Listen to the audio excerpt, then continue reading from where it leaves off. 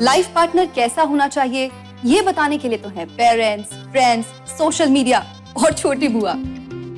पर पार्टनर के साथ लाइफ कैसी होगी ये बताने के लिए कौन? वही जिसने मुझे समझाया कि मेरी मैरिड लाइफ तुम्हारे साथ ही परफेक्ट रहेगी, और जिसने मुझे बताया कि इस शादी से मुझे हर सुख मिलेगा। AI एस्ट्रोलॉजर है ना, ये सब जानता है। पूछ के देख लो। आज जो भी देश में घट रहा है ये प्रभु की लीला है। और प्रभु ने महाभारत में दुर्योधन को चेतावनी दी थी। उन्होंने कहा था, बांधने मुझे तू आया है, जंजीर बड़ी क्या लाया है। यदि मुझे बांधना चाहे मन, पहले तो बांध अनंत गगन। सूने को साध न सकता है, वह मुझे बांध कर सकता है। हित वचन नहीं तूने माना, मैत्री का मूल्य न पहचाना। तो ले मैं अब भी जाता हूँ, अंतिम संकल्प सुनाता हूँ। याचना नहीं अब रन होगा, जीवन जय जय की मरण होगा। रामावतार देखा है, कल भगवान प्रभु श्री राम का रामावतार है, अब हम कृष्णावतार के लिए लड़ेंगे। और भारतीय ठीक है, मैं एक बार जय भगवान जी के पास जा रही हूँ। भगवान गोयल जी आपसे पूछ रही हूँ, उन्होंने जो सवाल किया मुझे लगता है जवाब यहाँ से मिल गया। लेकिन सीधी बात है, आज जब प्रभु श्री राम का मंदिर बनकर वहाँ प्राण प्रतिष्ठा होगी तो ये पूछा जाएगा कि हर किसी के यहाँ पर अयोध्या के वासियों के होठों पर मोदी योगी नाम क्यों है? देखिए चित्रा जी कि जब 1949 में अयोध्या के राम मंदिर में रामलला प्रकट हुए थे, उस वक्त के पंडित जवाहरलाल नेहरू ने यहाँ के मुख्यमंत्री पंत जी को सख्त निर्देश दिया था कि वो प्रतिमाएं मूर्तियां हटाई जाएं। यहाँ के डीएम उस वक्त के नायर, उन्होंने स्पष्ट इनकार कर दिया था कि ये मूर्तियां मैं नहीं हटाऊंगा, भगवान प्रकट हुए हैं, अगर मैं हटाऊंगा तो दंगा होगा। जवाहरलाल नेहरू के कहने पे उस डीएम को सस्पेंड कर दिया गया था, जो आज ये ताला खोलने की बात कर रहे हैं। और तो और बार बार जब भी राम मंदिर के ऊपर बात आती है ये रोड़े अटकाते हैं।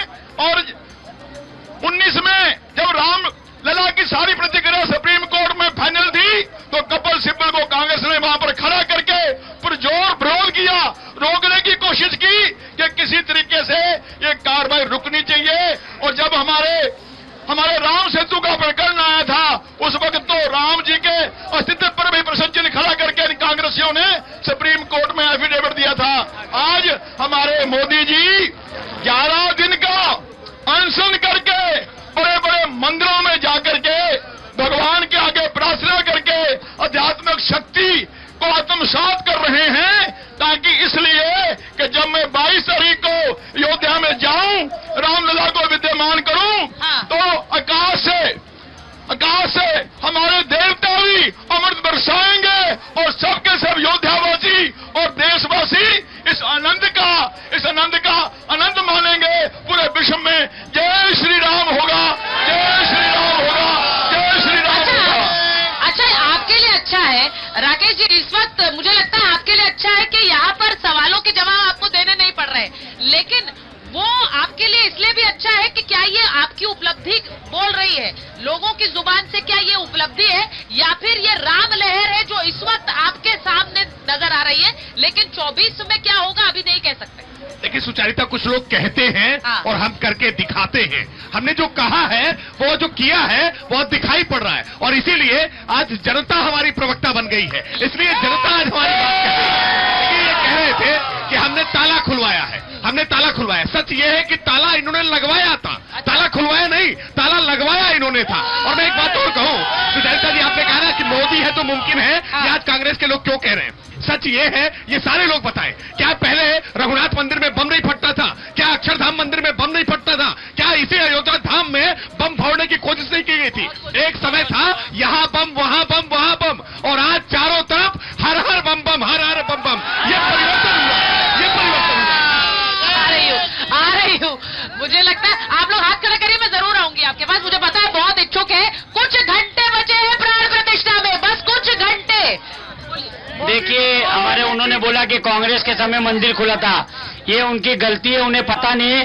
हमारे राम भक्तों में इतनी शक्ति थी कि कांग्रेस उनका कुछ नहीं बिगाड़ सकती थी। और कांग्रेस और जो भी पार्टी है उनको यह इस समय एकजुट होकर खड़े होना चाहिए, देश की एकता बनाना चाहिए। बल्कि उनका काम है बोल बच्चन भारी है और एक चाहे दो खारी है। कांग्रेस पार्टी कुछ करती नहीं, झूठे वादे करती है। ठीक। हाँ, बोलिए। मैं यहीं के हैं, अयोध्या के? नहीं, मैं जयपुर राजस्थान से आया हूँ। मैं ये कहना चाहूंगा कि कांग्रेस ने ताले खुलवाए नहीं, ताले खुलवाए राम मंदिर के लिए नहीं थे। नरसिम्हा राव जी ने कहा था कि हम यहाँ मस्जिद खड़ी करेंगे दोबारा, फिर उसके बाद उन्होंने तारीख पे तारीख आने नहीं दी, सुनवाई होने नहीं दी। ये मोदी सरकार आई, उसी के बाद ही सुनवाई हुई है, तभी जाकर ये केस सॉल्व हुआ है। अच्छा, मुझे लगता है अवधेश जी, एक सवाल जरूर आपसे पूछूंगी।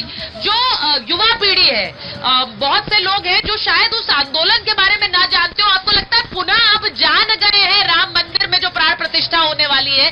क्योंकि बहुत से ऐसे छोटे बच्चे यहाँ आते हैं 10-12 साल की उम्र के, जिनको भी पता है आंदोलन के बारे में, वो भी बताते हैं। देखिए, ये केवल राम मंदिर के बारे में नहीं जाने हैं। राम मंदिर आंदोलन से भारत का क्या रिश्ता है, संपूर्ण भारत को समझे हैं, भारत की संस्कृति को, इतिहास को। इस देश में एक नए तरीके का पुनर्जागरण है। अब जिस प्रकार से यहाँ लोग खड़े हैं, यही भारत की कल्पना थी कि भारत के लोग इसी प्रकार अपने धर्म के लिए, राष्ट्र के लिए, अध्यात्म के लिए स्वयं जनता खड़ी होगी और वो भारत बदलेगा। तो एक अलग माहौल बना है।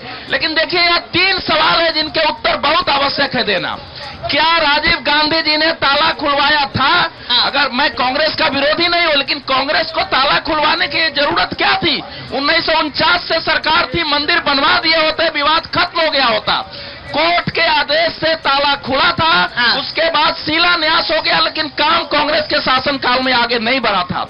जो दूसरी बात आ रही है, क्या मोदी जी के कारण मंदिर बना है?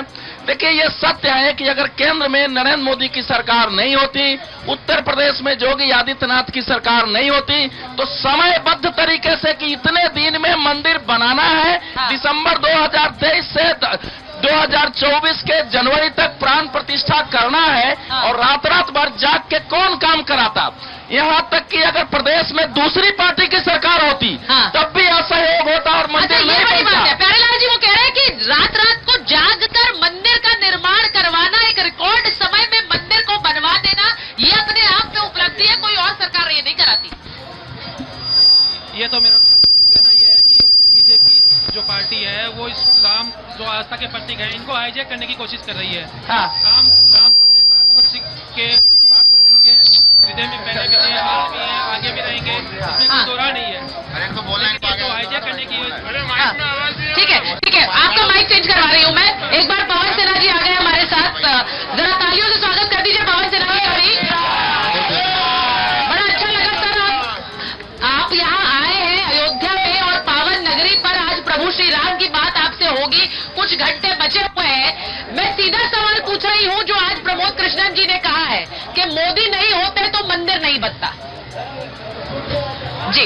ये मैं मानता हूं और इस बात का अनुमोदन भी करता हूं, क्योंकि जिस प्रकार से श्री मोदी जी ने शनह कार्य किया, तो वो कार्य इस प्रकार से उन्होंने किया कि इधर मंदिर का निर्माण हुआ और उधर न्यायालय का भी पूरा संरक्षण प्राप्त हुआ। कल को कोई कुछ कह नहीं सकता। तीसरी चीज ये है, उन्होंने मुस्लिम पक्ष को भी साथ में ले लिया। तो ये बात एकदम सही है, जो उन्होंने मैनिफेस्टो में अपनी बात कही थी, जो बात लिखी थी, वो उन्होंने पूरा करके दिखाया। और इसके लिए हम सब लोग बहुत साधुवाद देते हैं श्री मोदी जी को कि उनकी मेहनत से आज ये सारा कुछ हमको देखने को मिल रहा है।